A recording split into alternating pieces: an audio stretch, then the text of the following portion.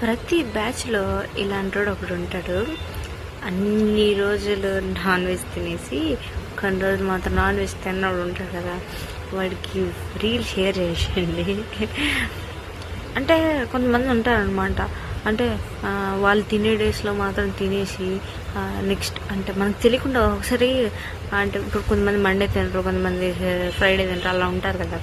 అప్పుడు మనం ఏమైనా తెచ్చుకొని వాళ్ళకి వడ్డీ తనకి దగ్గరికి వెళ్తే హే చిచి అంటారు. ఏం చిచి సండే తిన్నావు కదరా నువ్వు అని అనిపిస్తుంది నాకు. చిచి ఏంటి మీరు ఇప్పుడు ఆ డే తినపోతే సారీ నేను తిన్నా, వద్దురా నేను తిన్నాను ఇట్లా చెప్పండి. దగ్గరకు వస్తే మాత్రం చిచి ఇట్లా అనమాకండి, ఇరిటేటింగ్గా ఉంటుంది. ఓకేనా? నేను తిననా తమ్ముడు అని చెప్పేసేయండి. ఓకేనా? బాయ్.